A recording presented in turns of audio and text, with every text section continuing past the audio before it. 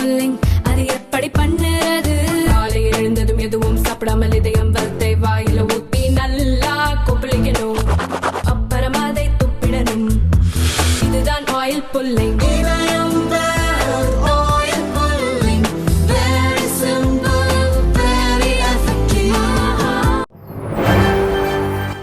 வணக்கம்.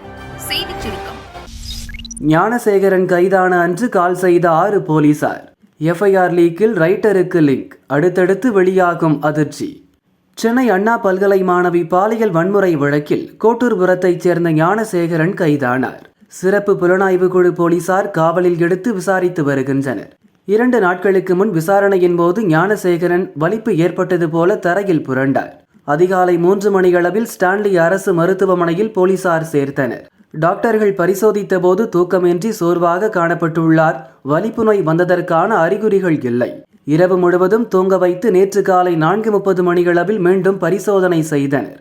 அவர் நல்ல நிலையில் இருப்பதும் வலிப்பு வரவே இல்லை என்பதும் உறுதியானது. டிஸ்சார்ஜ் செய்யப்பட்டார். விசாரணையிலிருந்து தப்பிக்கவே வலிப்பு வந்தது போல நடித்துள்ளார். அவரிடம் சிறப்பு புலனாய்வு குழு அதிகாரிகள் மீண்டும் விசாரணையை துவக்கினர். இதன் தொடர்ச்சியாக ஞானசேகரனுடன் நெருங்கிய தொடர்பில் இருந்த போலீசார் சிக்கியுள்ளனர். ஞானசேகரன் கைதான அன்று அடையாறு மற்றும் மதுவிலக்கு அமலாக்க பிரிவில் பணிபுரியும் போலீசார் 6 பேர் ஞானசேகரன் போனுக்கு தொடர்ச்சியாக தொடர்பு கொண்டுள்ளனர். சம்பந்தப்பட்ட போலீசாரின் போன்கள் பறிமுதல் செய்யப்பட்டுள்ளது. ஞானசேகரன் பிரியாணி கடை நடத்தி வந்ததால் அவரிடம் ஓசி பிரியாணி கேட்டு நச்சரித்ததாக அந்த போலீசார் கூறியுள்ளனர். அவர்களிடம் தீவிர விசாரணை நடக்கிறது. அதேபோல எஃப்ஐஆர் வெளியான விவகாரத்தில் அபிராமபுரம் போலீஸ் ஸ்டேஷன் ரைட்டர் ஒருவருக்கு தொடர்பு இருப்பதும் தெரிய வந்துள்ளது. இது தொடர்பாக கோட்டூர்புரம் போலீசார் பதிவு செய்துள்ள எஃப்ஐஆரில் அந்த ரைட்டரின் பெயரும் சேர்க்கப்பட்டு விசாரணை நடக்கிறது. தியேட்டரில் குண்டுவீச்சு, முக்கிய குற்றவாளி கைது. திருநெல்வேலி மேலப்பாளையம் அலங்கார் சினிமா தியேட்டரில் அமரன் படம் திரையிடப்பட்டிருந்தது. கடந்த நவம்பர் மாதம் 16ஆம் தேதி அதிகாலை மர்ம நபர்கள் 3 பெட்ரோல் குண்டுகளை வீசினர். இதில் யாருக்கும் காயமில்லை. தியேட்டரில் சேதமும் இல்லை. இந்த வழக்கு தமிழக போலீஸ் தீவிரவாத தடுப்பு பிரிவிற்கு மாற்றப்பட்டது. தீவிரவாத தடுப்பு பிரிவு எஸ்பி ரமேஷ் கிருஷ்ணன் தலைமையிலான குழுவினர் மேலப்பாளையத்தில் முகாமிட்டு விசாரித்தனர். அமரன் படத்திற்கு எதிராக சித்தாந்த அடிப்படையில் தீவிரவாத நோக்கத்துடன் பெட்ரோல் குண்டு வீசப்பட்டது தெரியவந்தது.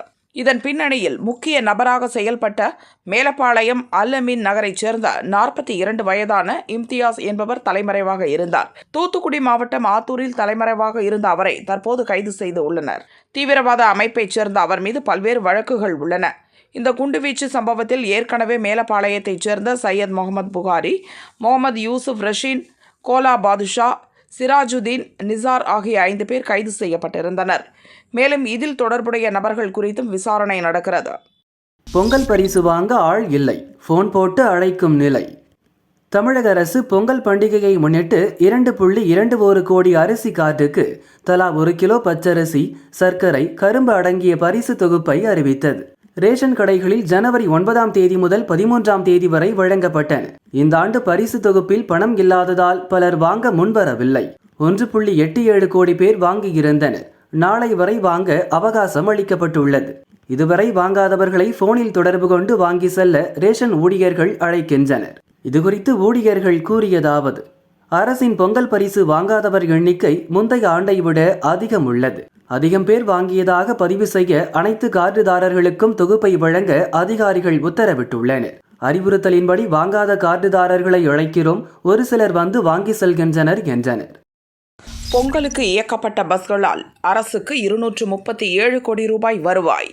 பொங்கல் பண்டிகைக்கு இயக்கப்பட்ட பஸ்களால் அரசு போக்குவரத்து கழகங்களுக்கு 237 கோடி ரூபாய் வருவாய் கிடைத்துள்ளதாக போக்குவரத்து துறை அமைச்சர் சிவசங்கர் தெரிவித்துள்ளார். நடப்பாண்டு பொங்கல் பண்டிகைக்காக ஜனவரி 10 முதல் 19ஆம் தேதி வரை 1,87,000 பஸ் சர்வீஸ்கள் இயக்கப்பட்டன. கடந்த ஆண்டை விட 37,832 சர்வீஸ்கள் கூடுதலாக இயக்கப்பட்டன. இவற்றில் 12 கோடியே 81 லட்சம் பேர் பயணம் செய்தனர். கடந்த ஆண்டை விட 2 கோடியே 46 லட்சம் பேர் அதிகமாகும். இதன் வாயிலாக அரசு போக்குவரத்து கழகங்களுக்கு 237 கோடியே 47 லட்சம் ரூபாய் வருவாய் கிடைத்துள்ளது. இது கடந்த ஆண்டை விட 44 கோடியே 69 லட்சம் ரூபாய் அதிகம். மேலும் நடப்பாண்டில் 4,24,000 பேர் முன்பதிவு செய்து பயணம் செய்துள்ளனர். கடந்த ஆண்டு பொங்கல் திருநாளில் 3,34,000 பேர் பயணித்த நிலையில் நடப்பாண்டு 27% பேர் கூடுதலாக முன்பதிவு செய்திருந்தனர் என்றும் கூறியுள்ளார். 3 கோடி ரூபாயில் ஜல்லிக்கட்டு ஸ்டேடியம் திருச்சியில் அமைக்க டெண்டர். திருச்சி மாவட்டம் சூரியூரில் ஒவ்வொரு ஆண்டும் மாட்டுப் பொங்கல் அன்று ஜல்லிக்கட்டு போட்டி நடக்கும். அருகில் உள்ள புதுக்கோட்டை, தஞ்சாவூர், அரியலூர், கரூர், பெரம்பலூர் உள்ளிட்ட மாவட்டங்களில் இருந்து போட்டி காளைகள் பங்கேற்கும். பெரிய சூரியூரில் 3 கோடி ரூபாய் செலவில் ஜல்லிக்கட்டு மற்றும் பல்வேறு விளையாட்டுகளை நடத்தும் வகையில் ஸ்டேடியம் அமைக்கப்பட உள்ளது. அதற்கான ஒப்பந்த புள்ளியை தமிழக விளையாட்டு மேம்பாட்டு ஆணையம் தற்போது கோரியுள்ளது. பிப்ரவரி 4ஆம் தேதி வரை விண்ணப்பிக்கலாம். ஒப்பந்தம் பெற்ற நிறுவனம் 270 நாட்களில் பணியை முடிக்க வேண்டும் என அறிவிப்பில் கூறப்பட்டுள்ளது. மேலும் திருவெரும்பூர் தொகுதியில் உள்ள எலந்தைப்பட்டியில் திருச்சி ஒலிம்பிக் அகாடமி அமைப்பதற்கான அடிக்கல்லை துணை முதல்வர் உதயநிதி கடந்த 7ஆம் தேதி வீடியோ கான்ஃபரன்ஸ் வாயிலாக நாட்டினார். அதற்கான கட்டுமான பணிகளை அமைச்சர்கள் KN நேரு, மகேஷ் ஆகியோர் நேற்று துவக்கி வைத்தனர். முதல்வர் மருந்தகம் நடத்த தலா 1.5 லட்சம் ரூபாய் மானியம். முதல்வர் மருந்தகம் நடத்த தேர்வு செய்யப்பட்டவர்களுக்கு முதற்கட்டமாக அரசு மானியமாக தலா 1.5 லட்சம் ரூபாய் விடுவிக்கப்பட்டுள்ளது என கூட்டுறவு சங்கங்களின் பதிவாளர் சுப்பையன் தெரிவித்துள்ளார். மக்களுக்கு குறைந்த விலையில் ஜெனரிக் பிற வகை மருந்துகள் கிடைக்க முதல்வர் மருந்தகங்கள் 1000 இடங்களில் துவக்கப்பட உள்ளன. இதற்காக தொழில் முனைவோர் மற்றும் கூட்டுறவு சங்கங்களிடமிருந்து 1128 விண்ணப்பங்கள் பெறப்பட்டுள்ளன. தேர்வு செய்யப்பட்ட விண்ணப்பதாரர்களுக்கு முதற்கட்டமாக அரசு மானியமாக தலா 1.5 லட்சம் ரூபாய் விடுவிக்கப்பட்டுள்ளது. அவர்களுக்கு 3 கட்டங்களாக பயிற்சி வழங்கப்படுகிறது. முதற்கட்டமாக தொழில் முனைவோர், கூட்டுறவு சங்க மருந்தாளுநருக்கு மருந்து இருப்பு பராமரிப்பு, விற்பனை முறை உள்ளிட்டவை குறித்து பயிற்சி வழங்கப்பட்டது. மருந்தகம் அமைக்கும் பணிகள் மற்றும் பயிற்சி நடவடிக்கையை மேற்பார்வையிட அனைத்து மாவட்டங்களிலும் கூடுதல் பதிவாளர் நிலையில் மண்டல அதிகாரிகள் நியமிக்கப்பட்டுள்ளனர். அவர்கள் முதல்வர் மருந்தகம் சேமிப்பு கிடங்குகளை ஆய்வு செய்து பணிகளை துரிதப்படுத்தி விரைவில் மருந்தகம் துவக்குவதற்கான நடவடிக்கைகளை மேற்கொள்ள அறிவுறுத்தப்பட்டுள்ளனர் என்றும் கூறியுள்ளார். சிறந்த நடிகர் விருது வேண்டாம், சுதீப் அறிவிப்பு.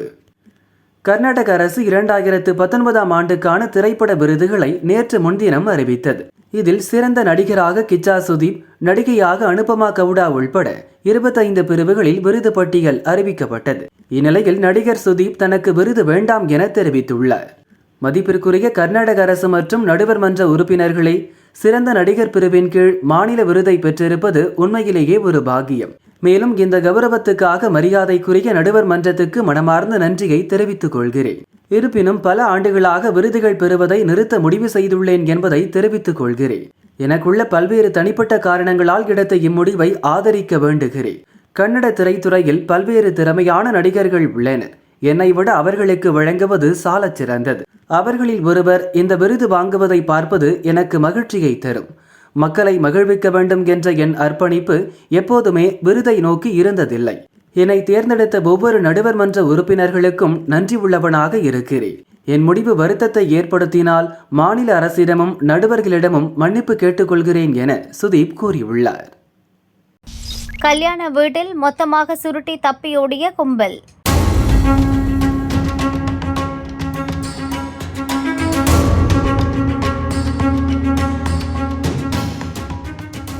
ஆந்திராவின் அனந்தபுரம் நகர் ராஜஹம்சா விலாசில் வசிப்பவர் வெங்கட சிவா. இவர் மகளுக்கு அடுத்த மாதம் திருமணம் ஏற்பாடு செய்துள்ளார். உறவினர்கள் நண்பர்களுக்கு அழைப்பிதழ் கொடுப்பதற்காக வீட்டை பூட்டிவிட்டு குடும்பத்துடன் சென்றுள்ளார். இரவு காவலர் ரவுண்ட் செல்லும் போது வெங்கட சிவா வீட்டின் பூட்டு உடைக்கப்பட்டு திறந்து இருந்தது. ஓனருக்கு தகவல் கொடுத்தார். அவர் வந்து பார்த்தார். பீரோ லாக்கர் உடைக்கப்பட்டிருந்தது. திருமணத்திற்காக வைத்திருந்த 20 லட்சம் ரூபாய், 3.5 கோடி மதிப்புள்ள வைரம், தங்க நகைகள் மொத்தமும் கொள்ளை போயிருந்தது. வெங்கட சிவா குடும்பத்தினர் அதிர்ச்சியில் உறைந்தனர். வீட்டு CCTV பதிவை போலீசார் ஆய்வு செய்ததில் 5 பேர் கொண்ட கும்பல் கொள்ளையில் ஈடுபட்டது தெரிந்தது. அவர்களை பிடிக்கும் முயற்சியில் போலீசார் இறங்கியுள்ளனர்.